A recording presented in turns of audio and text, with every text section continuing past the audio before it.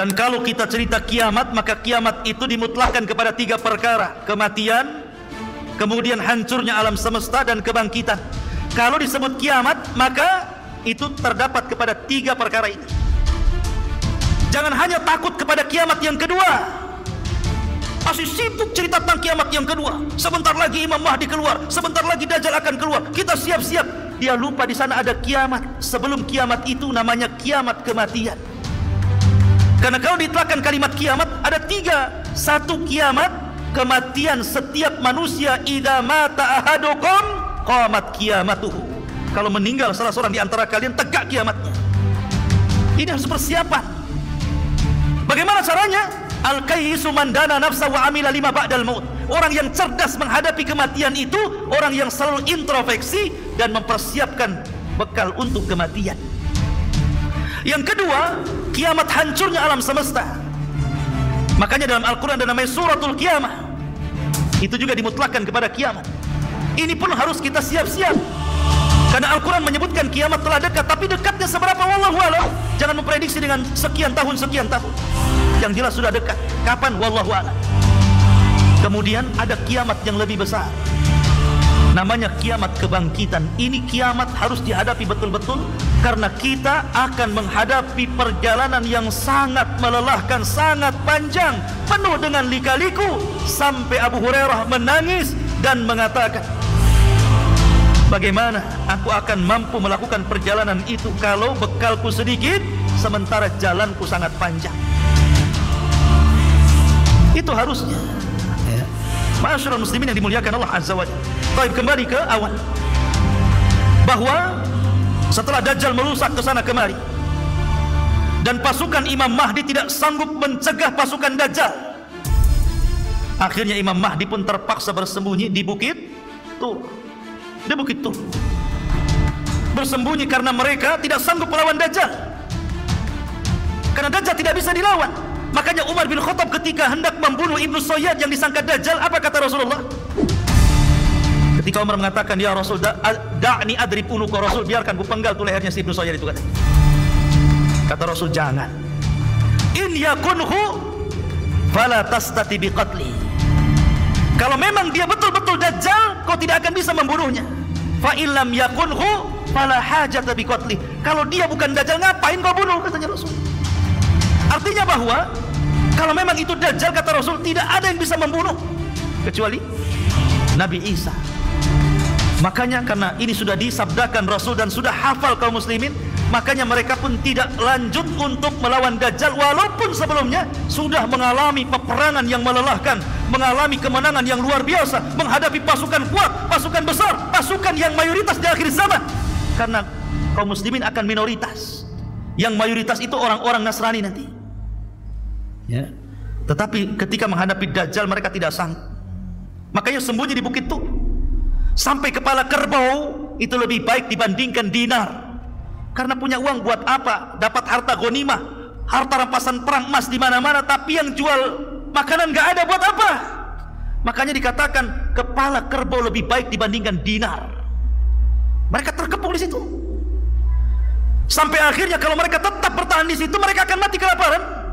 Maka mereka bertekad, sudahlah, daripada kita dalam kondisi seperti ini tersiksa, nyerang tidak, nyerah pun tidak, sudah, kita harus hidup senang atau mati syahid. Maka Imam Mahdi setuju. Pasukan disiapkan. Di malam itu mereka istirahat dengan total, dengan nyenyak. Kemudian datang sepertiga malam mereka bangun. Ketika datang di waktu subuh, mereka pun melantunkan azan. Tiba-tiba Isa bin Maryam turun. Isa bin Maryam turun. Turun ke mana? Turun ke bumi. Ada yang mengatakan, ikhwatu fiddin, kenapa Isa bin Maryam ini turun? Satu alasannya, Isa bin Maryam, hikmah turunnya Isa bin Maryam ke bumi itu, pertama untuk membantah orang Yahudi yang mengatakan bahwa mereka sudah membunuh Isa. Apa kata orang Yahudi? Wa qauluhum inna qatalnal masih ibn Maryam Rasulullah. Maka Allah katakan, wa ma qataluhu wa ma sallabuhu walakin syubbiha lahu, sampai kepada ayat wa ma qataluhu yaqina bal rafa'ahu Allahu ila sama. Orang Yahudi mengatakan kami sudah membunuh Isa bin Maryam, Rasulullah. Maka Allah mengatakan mereka tidak membunuhnya. Mereka tidak menyalib di tiang saliban. Bahkan Isa diserupakan sampai kepada ayat, dan mereka tidak yakin membunuhnya. Bahkan Allah angkat Isa sampai ke langit. Ketika dia turun, dia hendak membantah keyakinan orang Yahudi bahwa dia belum dibunuh Yahudi. Enak saja main dibunuh. Saya enggak, masih hidup. Siapa yang membunuh saya? Enggak ada yang membunuh saya. Dengan turunnya Isa bin Maryam terbantahkan prasangka Yahudi. Yang kedua, turunnya Isa bin Maryam untuk menjelaskan kedustaan orang-orang Nasrani yang mengatakan dia anak Tuhan, yang mengatakan dia satu di antara tiga Tuhan, yang mengatakan dia adalah Tuhan itu sendiri. Nanti pada hari kiamat Allah akan memanggil Isa, ya Isa bin Maryam, a anta qulta linnasi ittakhiduni wa ummiya ilahaini min dunillah. Kata Allah, hai Isa, kau ya yang mengatakan kepada manusia, ambillah aku dan ibuku sesembahan selain daripada Allah. Kata Isa, subhanak, maha suci engkau ya Rabb. In kuntu qultu faqad alimta, kalau aku mengucapkannya kau sudah tahu. Makanya Isa turun untuk mendustakan prasangka orang-orang Nasrani yang selama ini menganggap Isa Tuhan. Maka dia datang sebagai Rasulullah, utusan Allah, tapi bukan untuk menyebarkan risalahnya. Dia punya tugas membunuh Dajjal, membunuh babi, mematahkan salib, kemudian menegakkan hukum keadilan. Dan dia ikut untuk mendakwahkan syiar Islam, mengajak orang Nasrani masuk ke dalam Islam. Itu tugasnya ya. Kemudian yang ketiga, bahwa turunnya Isa bin Maryam itu karena sudah dekat ajalnya. Dia harus turun ke bumi dan akan dikuburkan di bumi. Karena sudah dekat ajalnya, dia harus turun. Ada juga yang mengatakan itu hikmah. Ada juga yang mengatakan bahwa dia berdoa kepada Allah ketika dia dalam mimpinya melihat sifat Rasulullah dan umatnya, maka dia kemudian minta ditangguhkan usianya kepada Allah, dan Allah kabulkan. Sampai akhirnya dia pun dipanjangkan usianya sampai 500 tahun lebih. Akhirnya berjumpa dengan Rasul ketika Isra dan Mi'raj. Satu-satunya Nabi yang berjumpa secara ruh dan jasad adalah Nabi Isa di langit. Yang lainnya ruh semua karena sudah mati ya. Kemudian dia pun dijumpakan dengan umatnya, makanya turun dan langsung berjumpa dengan pasukan Al-Mahdi. Ketika itu sudah azan, siap qomat. Tiba-tiba dari langit Isa turun diapit dengan dua malaikat, rambutnya basah. Kalau dia kemudian menenggak seperti ini, maka akan airnya itu seolah-olah air itu seperti permata, seperti jamrud bercahaya. Kalau dia kemudian menonggak ke bawah begini, maka tetesan-tetesan air. Dan ingat, dia punya nafas sejauh mata memandang. Isa itu kalau bernapas itu akan sampai ke arah sejauh mata memandang. Kalau sekali tiup, ini anginnya melesat sampai sejauh mata memandang. Siapapun orang kafir yang menghirup nafasnya Isa pasti mati ya. Kalau antum ya makan jengkol dulu lah ya. Ya. Masyarul muslimin yang dimuliakan Allah Azza wa Jalla. Maka Isa pun turun. Di mana? Di menara, di sebuah menara yang berwarna putih di Damaskus sana, sebelah timur Damaskus. Menaranya sudah ada. Sampai sekarang sudah ada menara itu, persis seperti yang diwahyukan Rasul sallallahu alaihi wasallam. Yang diwahyukan Allah kepada Rasul sallallahu alaihi wasallam, yang disampaikan kepada kita. Menara itu ada hari ini. Anda tengok aja di Google. Ya. Masyarul muslimin, lah ketika Isa bin Maryam turun, kemudian langsung menemui kaum muslimin yang sedang sholat, yang akan sholat subuh. Isa bin Maryam mengatakan kepada Imam Mahdi mengatakan kepada Isa, karena langsung kenal. Kenapa Imam Mahdi langsung kenal dia Isa? Karena sudah mendengar hadis-hadis tentang siapa Isa bin Maryam dan ciri-cirinya. Makanya dia mengatakan, taqaddam ya ruh Allah, silakan maju, kau jadi imam. Tapi Isa mengatakan tidak, likulli qaumin umara, setiap kaum itu ada pemimpinnya, kau saja yang jadi imam. Kenapa alasannya Isa menolak? Isa malah kemudian menjadi makmum dan Imam Mahdi menjadi imam. Bukan berarti Imam Mahdi lebih mulia dibandingkan Isa, tidak. Isa jauh lebih mulia dibandingkan Imam Mahdi. Dia seorang Rasul, dia seorang Nabi, dia Nabi yang paling masyhur dari Nabi-Nabi yang akhir dari Nabi-Nabi Bani Israel. Ya. Tapi kenapa dia kemudian tidak mau jadi imam dan jadi makmum? Pertama, karena tidak diturunkan Al-Quran kepada Isa. Isa itu diturunkan Injil. Tidak mungkin imam pakai Injil, pakai Quran lah, ya kan? Ya.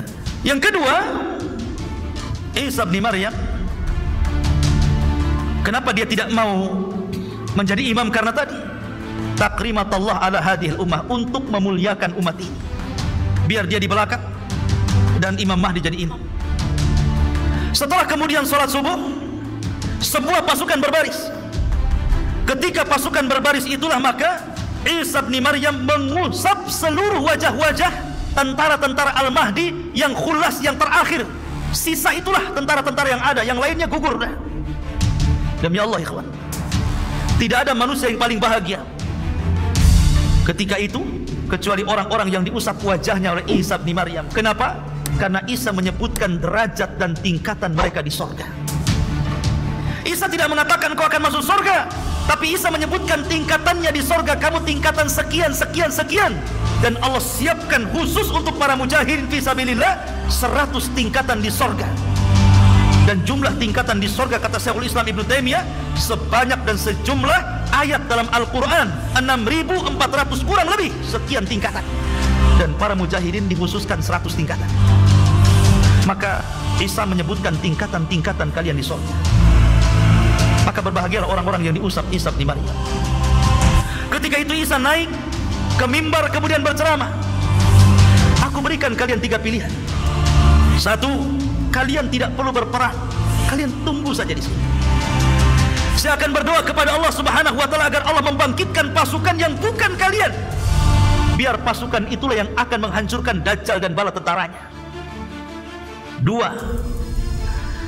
kalian tidak perlu berperang. Biar aku berdoa kepada Allah agar Allah mengirimkan bencana yang sangat dahsyat, sehingga dengan bencana itu meluluhlantakkan Dajjal dan membunuh Dajjal dan para pengikutnya. 3, atau pilihan yang ketiga, kita perang. Saya pimpin kalian. Saya pimpin kalian dan saya jamin menang. Dan saya akan berdoa kepada Allah agar tangan-tangan pasukan Dajjal tidak sanggup mengayunkan pedangnya sehingga tidak bisa menebas kepala kalian, dan kalian tinggal tebas kepala mereka. Kira-kira yang mana yang enak? Yang nomor 3, tinggal tebas. Pilih yang nomor 3, jihad, perang. Akhirnya setelah itu Imam Mahdi, kemudian Nabi Isa bin Maryam, kemudian kaum muslimin, mereka pun kemudian mulai melakukan penyerangan. Ketika Dajjal tahu bahwa Isa itu sudah turun, maka dia langsung lekas bersembunyi kembali ke Palestina. Tetapi memang usianya sudah dibatasi, hanya 40 hari. Begitulah sabda Nabi SAW. Maka akhirnya kemudian dia pun dikejar Isa bin Maryam, ke timur, ke barat, ke selatan, ke utara, sampai akhirnya tidak ada lagi tempat kecuali di Babil Lud. Dia bersembunyi di Babil Lud. Maka Isa bin Maryam memegang tonggatnya, memegang tombaknya. Kemudian Dajjal melihat Isa seperti garam yang meleleh tersiram air, ketakutan. Maka kemudian Isa pun menghujam dengan tombaknya, kemudian keluar darah untuk membuktikan dia bukan Tuhan. Akhirnya dia mati di atas tombaknya Isa bin Maryam dengan jeritan yang membuat orang-orang Yahudi dan pasukan Dajjal ketakutan. Dan setelah kaum muslimin akhirnya berhasil menyerang orang-orang Yahudi, tentara-tentara Dajjal, akhirnya mereka tunggang langgang lari. Ada yang sembunyi di batu, ada yang sembunyi di pohon, ada yang sembunyi di gua. Tapi Allah buat bicara seluruh makhluk yang ada di permukaan bumi. Sembunyi di batu, batu ngomong, "Hei muslim, di belakang no kafir, cepat bunuh sebelum lari." Tiba-tiba yang sembunyi di balik pohon kata pohon, "Hei muslim, ta'al, ini lo di atas, tengok tuh orang kafir di atas tuh, panas saja."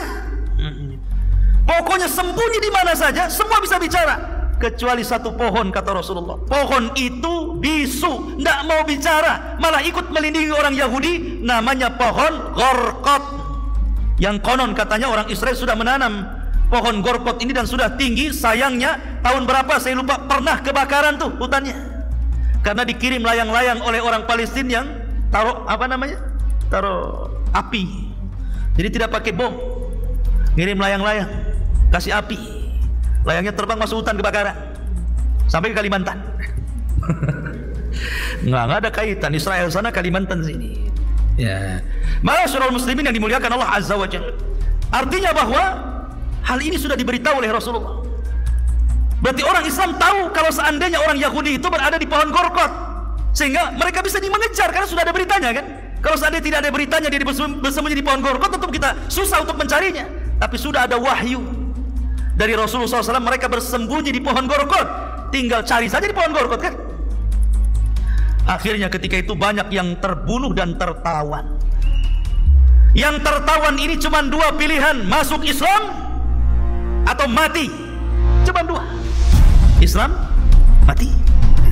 Kalau di zaman Rasul 3, masuk Islam atau bayar upeti. Tetap kamu kafir gak apa-apa, tapi bayar upeti.